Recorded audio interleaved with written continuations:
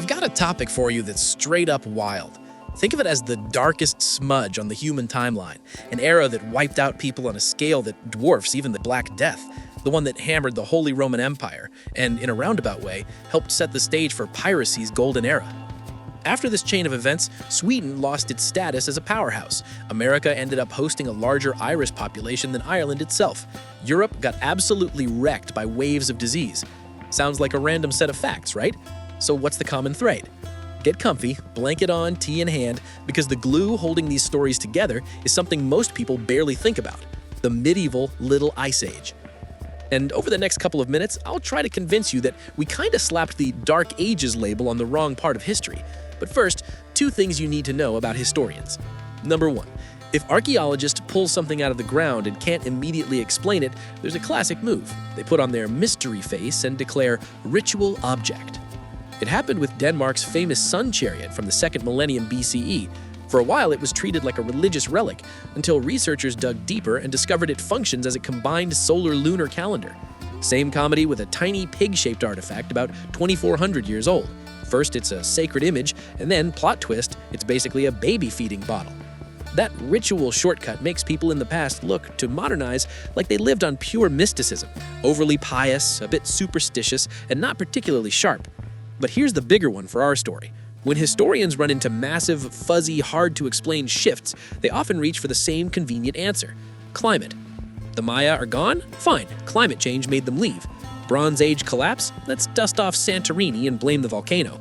The fall of Rome? You'll often hear the same explanation: weather patterns and cooling and so on, even though, like we said in another video, the real reasons were a messy mix of politics, economics, wars, and everything else. Also, Rome didn't just evaporate. Constantinople carried that legacy for roughly another millennium. So yeah, climate drives history is sometimes a lazy patch, and sometimes, ironically, it's still under-researched in the exact places where it could actually explain the most.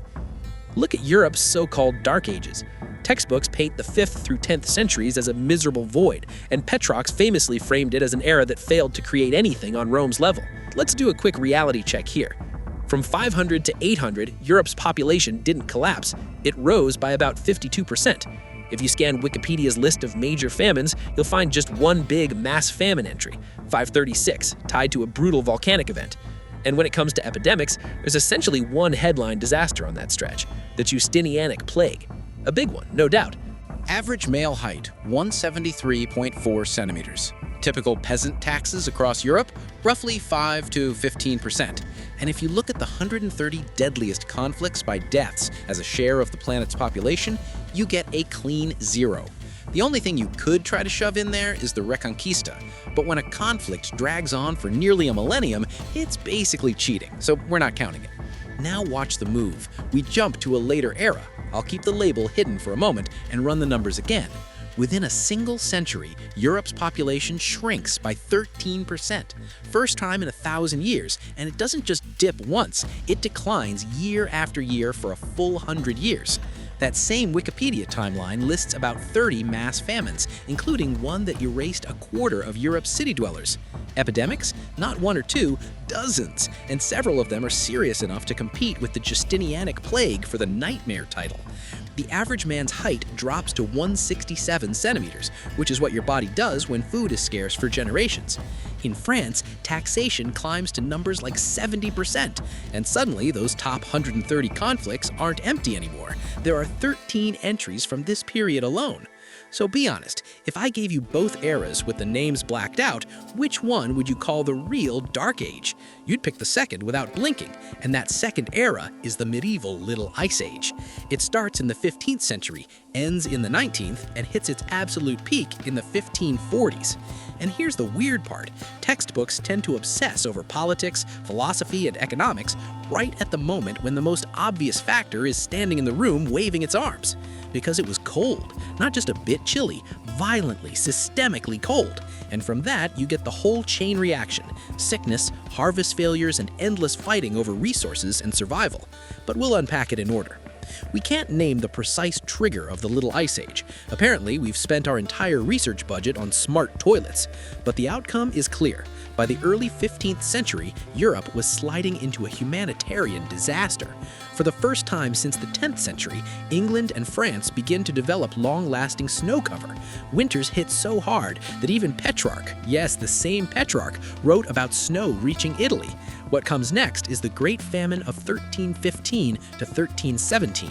The death toll is impossible to pin down exactly, but the hints are ugly. In Yorkshire's tax rolls, around 30% of surnames vanish in 1318, as if whole families got erased. Records from shelters in Essex describe a brutal pattern. Every second child is an orphan, meaning their parents didn't survive the hunger. In Flanders, documented population drops from 28,000 to 13,000. Most historians land on a rough range. The Great Famine kills somewhere between 10 and 15% of Europe. And again, that's the opening act. Europe needs about 2 centuries just to claw back to its 1300 population level. And yes, the crash isn't only climate. The Black Death and the 100 Years' War pile on. But it's very hard to pretend the cold didn't supercharge both disasters. The average height decline practically screams chronic undernourishment, which usually means weaker immunity, which means disease spreads and kills easier. Then comes phase 2 of the Little Ice Age, around the 15th century, and here the story turns into a detective case. A lot of our medieval weather report comes from ice cores taken in Greenland and Antarctica, layered ice trapping tiny air bubbles, like sealed notes from the past. King's College London analyzed one of these cores and noticed a clear signal. In the 15th century, atmospheric CO2 drops noticeably. Here's the twist. This time, the explanation isn't buried in some obscure archive. It's right on the surface. At the opening of the 15th century, roughly 1 out of every 10 humans on the planet lived in the Americas. And no, this wasn't a continent of tiny, scattered villages. There were full-blown urban giants. Cahokia is the easiest example. Around 1250, it was, for a moment, bigger than London. So picture what that scale does to the environment. Forests get cleared and burned to make room for fields and grazing. Fires stay lit, ovens keep running, and yes, humans and animals add their own emissions just to spite Greta Thunberg across the timeline. Then comes the collapse. Across the 15th century, European colonizers drive the population of the Americas down by a factor of 10 through disease and war. The cooling trend would have existed regardless, but wiping out nearly 1/10 of the world's people all at once created a weird side effect. Land gets abandoned, and nature floods back in. Trees and brush reclaim huge areas, and those plants start absorbing CO2. Researchers at the University of London argue that this rebound in vegetation is what intensified the cold. That's how the third and nastiest stage of the Little Ice Age arrives. And because history loves stacking disasters, the devastation in the Americas lines up perfectly with a low point in solar activity. Result? In the 15th century, Europe cools by about 2 degrees Celsius, and in some regions closer to 4 degrees. The Thames, where vines once grew, turns into a stage for winter festivals. People literally party on the ice. Greenland locks up under ice again, the Vikings disappear from the map, and between 1621 and 1669, even the Bosphorus, basically a modern holiday corridor, freezes over. Russia reads the cold as divine punishment for Boris Godunov's reign. Scholars tie the onset of the time of troubles directly to abnormal temperatures that set off famine. But honestly, that's still the early chapter, because the Holy Roman Empire gets slammed even harder. God save us from plague, hunger, and Croats. That Balkan line comes out of the 30 Years' War, 1618 to 1648. We usually frame that war as religious, and that's not wrong. Ideology and faith were the spark, but the room was already filled with gas. 3 straight decades of poor harvests, bread prices multiplying by 10, and countryside revolts popping off everywhere. So it's completely possible the Czech uprising of 1618 would have been contained if it hadn't collided with both religious conflict and the most basic survival crisis imaginable. People were starving, which is why hunger ends up embedded in the resistance motto. And that war, as we know, is what finally breaks the Holy Roman Empire. Fighting, famine, and crop failure don't just hurt Germany, they practically halve its population. And then the cold turns its attention to Sweden. Sweden is also a heavyweight, a regional hegemon, but it jumps into the Great Northern War at the worst possible moment, right as climate and harvests go off a cliff. Finland, from 1695 into the early 16th century, loses a third of its people. Sweden loses around 15%. And General Frost, like we said in our myths video, finishes the job. Disease and hunger shred the Swedish army ahead of Poltava, and the empire cracks. The Little Ice Age didn't just bring misery in the obvious ways, it also produced some weird knock-on effects. One of the most intriguing, the peak of Atlantic piracy, the classic 1650 to 1730 window, overlaps almost perfectly with a deep dip in solar activity and a fresh pulse of cooling, which makes the standard schoolbook explanation feel like it's missing a piece. Yes, rival empires fought over New World trade lanes. Yes, that chaos helped piracy thrive. And yes, later crackdowns helped end it. But that alone doesn't explain how clean the timing is. So scientists went hunting for a different kind of evidence. Dendrochronologists looked at tree rings from an exceptionally long-lived pine on the Florida coast, and in a place that usually gets bullied by tropical weather, the trees show something surprising. Between 1650 and 1730, they weren't getting toppled anywhere near as often as you'd expect.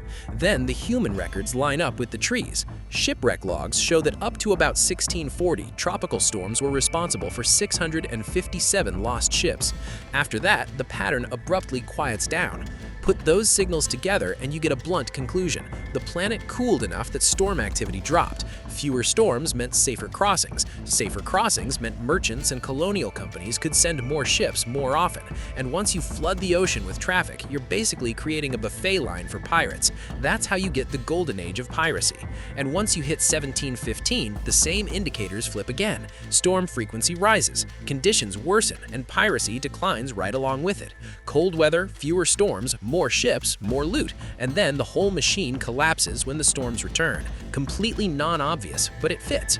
Now, here's the part that should annoy you.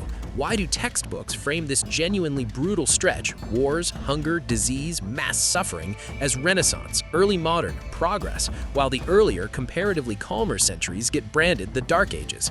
Because the story was written by the people living through the Little Ice Age, and many of them were convinced they were standing on the summit of humanism, reason, and superior philosophy. To sell that worldview, they had to paint Catholic medieval Europe as backward, gloom, and Protestant modernity as enlightenment and happiness.